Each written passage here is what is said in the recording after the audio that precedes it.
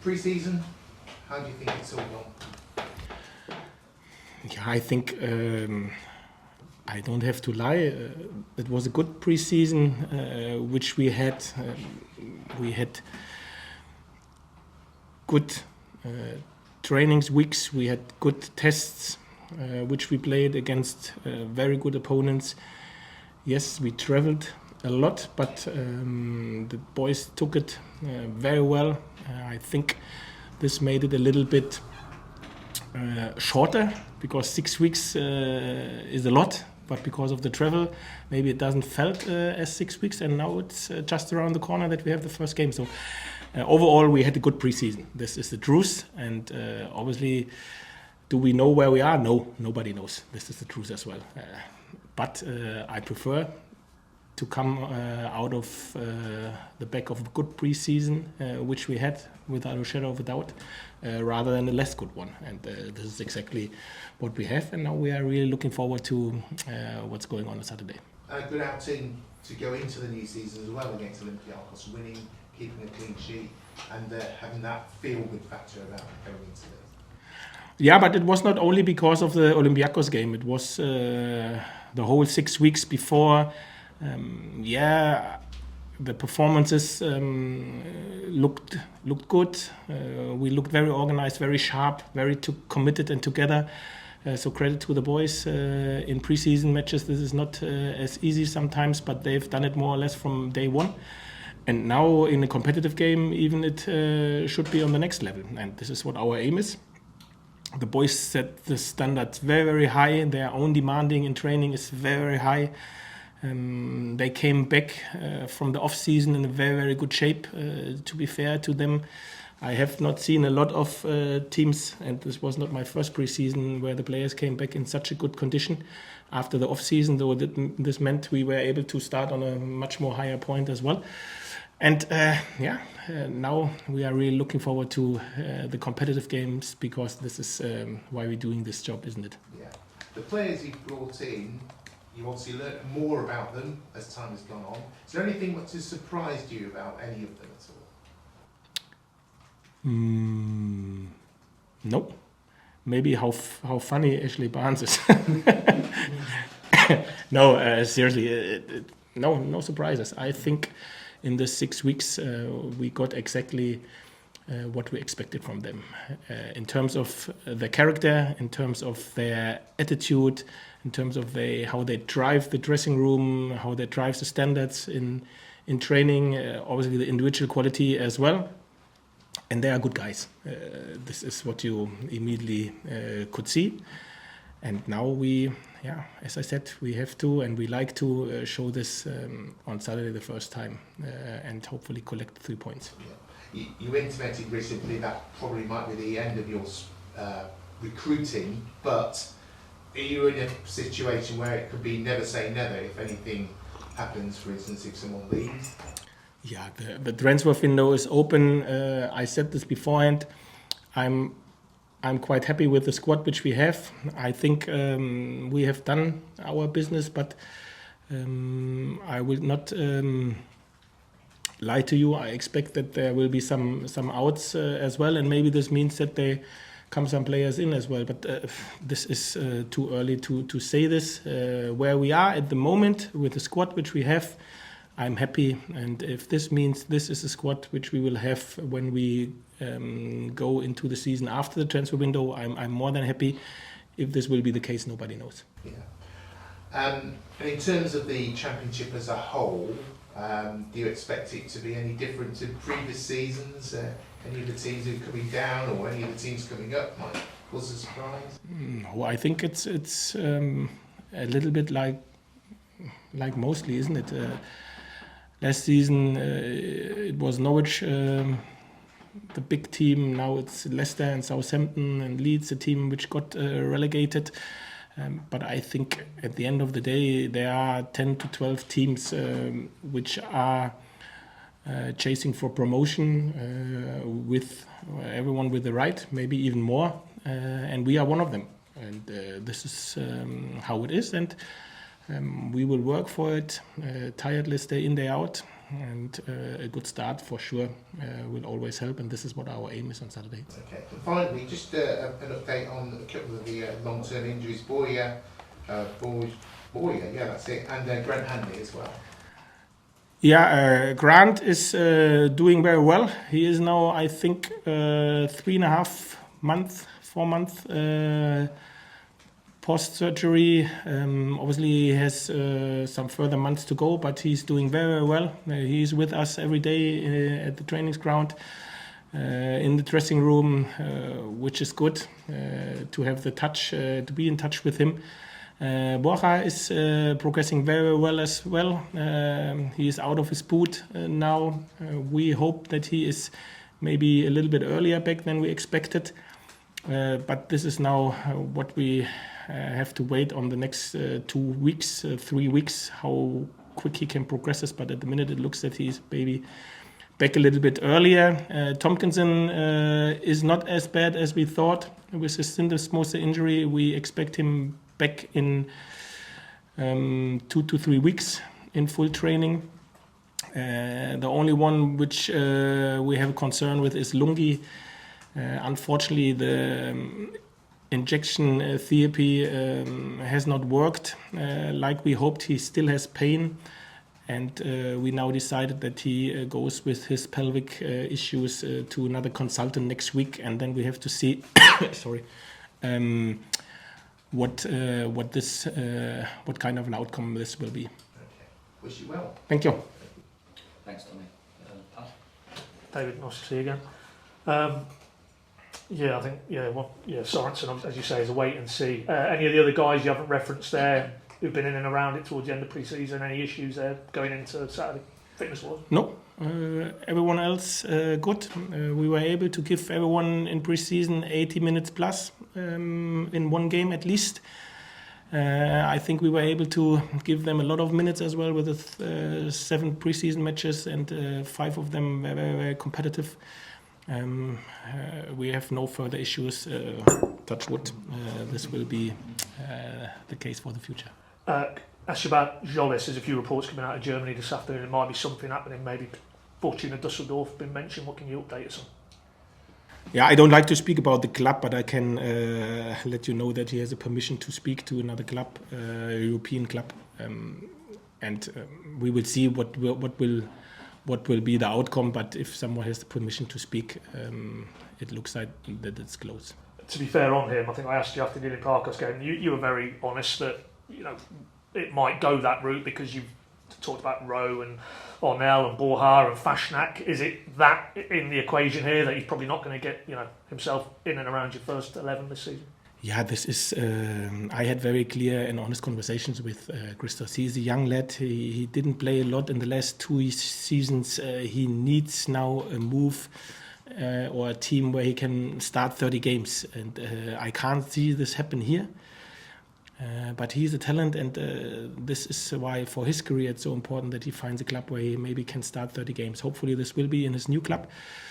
And you are totally right. So if you see now a pre-season, and I know you have, Johnny Rowe is just a threat. What he's shown, Tony Springett has done well.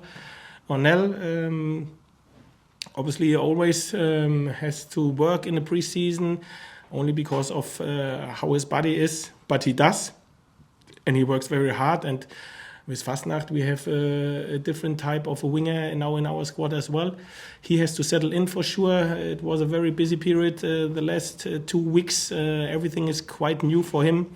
And Borja, as you said, unfortunately, we have not seen a lot of him so far.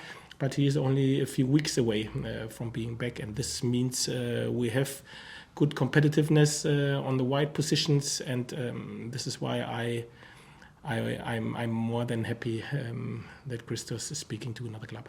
Just, and obviously subject to that going through, but just to clarify, in the wide areas and squad, you wouldn't then look to do anything. You think you're covered then in terms of the players you've referenced, in terms of going back into the market for a wide player? Yeah, of course. As I said, you should never say never. We know that Milot is still a player of us. We know as well, come on, we don't have to play any games. We know as well how the situation is. Nobody knows what happens till the end of the window. At the minute, they are our players. If they are our players, when the window closed, I'm more than happy. If not, then I can be happy as well because we were able to sell them for the correct price. So, and this is exactly the situation. If we will sell, does it mean we will do something? I don't know. But this is exactly a situation where I don't like to speak about because we can speak about it if it happens. And this is why I say I'm happy with the wide options which we have. And with those, I mean, I was going to come back round to them, Max and Milo. We know the situation, but as it stands here going into the season, it's as you've mapped out there that there's nothing moving in terms of their futures and where that might lie. And until that happens, it's hypothetical and they're part of your squad.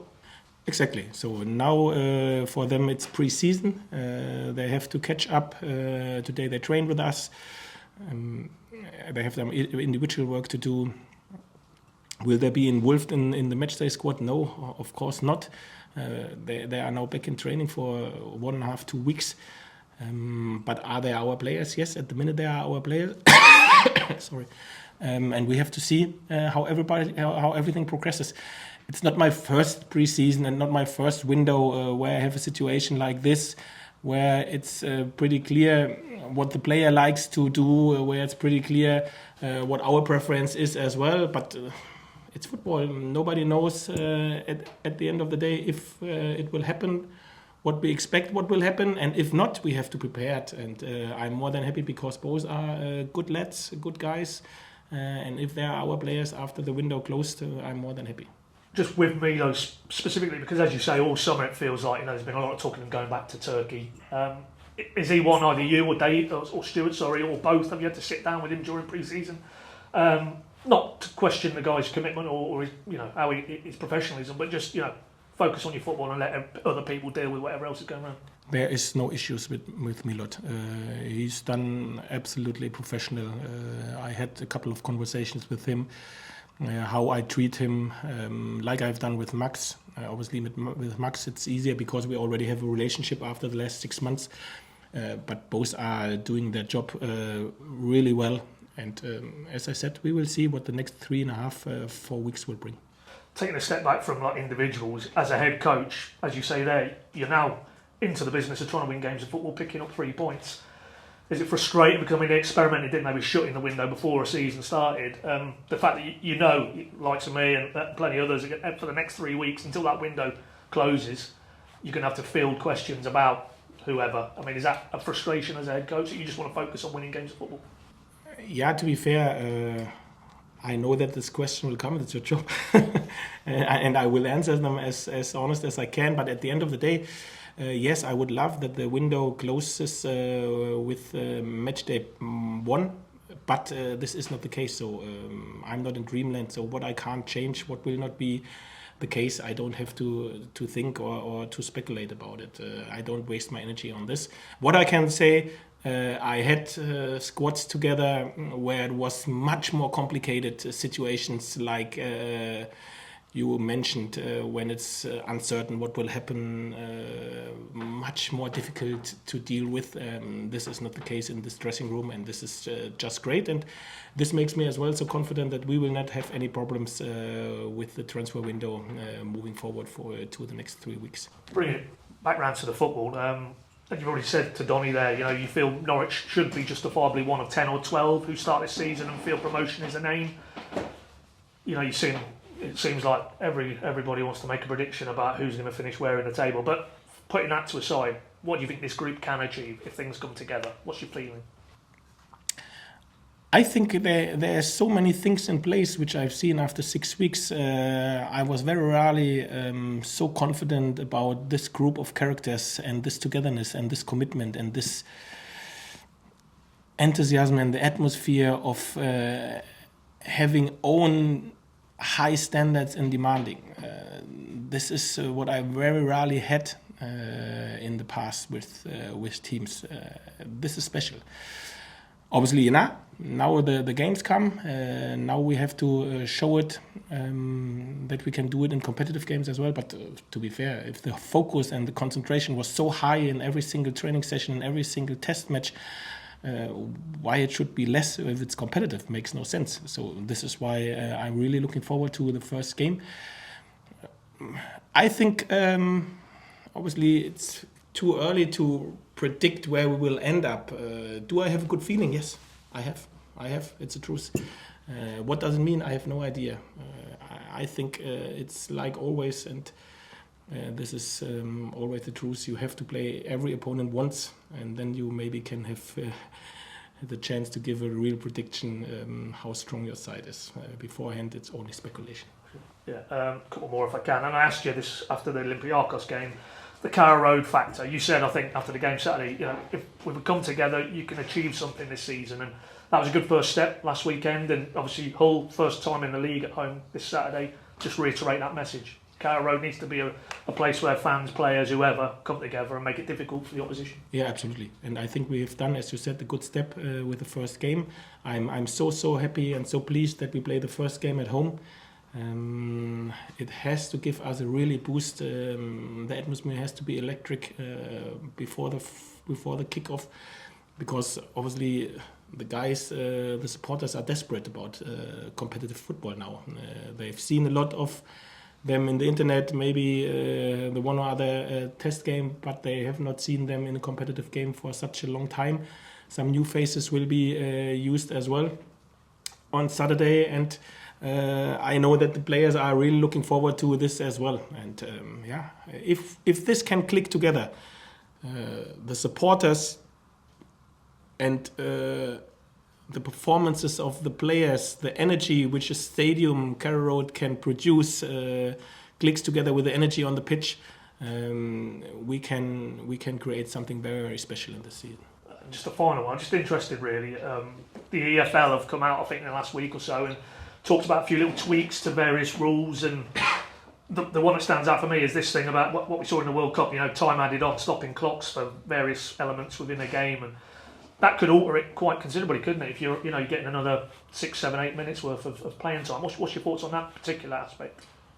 I like the idea in general, because I think and I hope that the game gets more honest with rules like this. So it makes no sense to waste time when you get substituted, go out and we continue. Hopefully it is not the case that then we have 15, 17 minutes stoppage time. But to be fair, if this is the case, the squad is super fit. They will not struggle even if they have to have 25 minutes stoppage time. So, but I in general like the idea. Great. Thanks, David. Good luck, Sam. Thank you. David, hello. Just mentioning about the fitness of the team. I mean, you've stated that you want this team to be the fittest in the Championship. You look at them. Do you feel that is what they can be on what you've seen here? But also, how will that show itself during games? What are the things that will sort of prove that's the case in a way? Yeah, I think at the end of the day, the biggest outcome will be in the period where there will be a lot of games then as well. Hopefully that we then still can chase opponents, even if we play 3 weeks of a midweek game. And nobody should forget, not because the preseason is over, everything is done. So we still have a lot of work to do. It's a preseason over, yes, but the season starts, and this means we are not finished in terms of fitness, not finished in terms of tactical input. Every game which we play gives us further informations which we can get on board. Which the player let know in which situation they can have maybe different behavior, and this is exactly why I'm so keen to make it clear it's not over because the preseason is done. Now it's a starting point. Now the season starts, and this means for us as well. Now it starts, and it starts in terms of training and fitness and everything what it means as well. Also for you personally, I suppose joining mid-season, whilst you're trying to battle with that season you've joined, probably the thing you are also looking forward to is a pre-season to kind of reset. Has it felt important for you as the head coach? Has it made a difference to get this pre-season done and to get a proper start, run up into the season? Yeah, to be fair, I love pre-season. You can get so many informations across without looking forward to the weekend, without making sure that the workload is not too high, that they are not tired at the weekend. If you like to have triple sessions, you make triple sessions, because you think it's the right thing to do. This is why I really like preseason, because you are able to get so many informations on board. And if you need a second or a third session to get it across because they don't get it, then you take it without thinking forward to the next weekend. And this is why I really love preseason. It's always hard work, to be fair, for a coaching team as well. But in general, I love preseason. Have you bless you. Sorry. That's right, you're doing really well. Only a couple more, I promise. Has the end of the season and then restarting here, has that made any difference to your circumstances? Did you go back to Germany? Has your wife come over to here now? Are you going to carry on? Yeah, I was in the off season. I was in Germany for a few weeks. My wife was here in Norwich as well, 2 times now. But she will stay in Germany and will come over once a month for a few days or weeks. It depends on our schedule. And as you know, in the championship, it's not quite predictable how their schedule is because of the League Cup games as well. But this is the plan. And 2 games every week, obviously, which will help too. Yeah. Just finally, how tricky is the first game? Where normally you'd be preparing for your opponents leading up to it. It must be hard when you haven't seen Hull play competitively, but I guess can you take things from pre-season, or do you have to have a different focus for this first? Yeah, of course, we have seen all of the pre-season games. Matt, our analyst guy, was at Hull when they played Nantes last weekend. He was in the stadium as well, so we know everything about Hull, what we have to know. But today, I made the meeting today, and I said to the Let's Listen guys, this is the information I will give you across. But at the end of the day, it's about you. Yeah, so do your stuff like you've done in the past. Maybe on a next level. Be really, really hungry and greedy for this first game, and show exactly the atmosphere and the togetherness which you've shown in the last 6 weeks, which you built it, and then we have every chance to be successful. And this is what we like to do. This is our aim, and this is where we're really looking forward to. That's lovely. Thank you, David. Cheers. Thank you. Thanks, everybody. Thanks. Bye. Thank you. See you next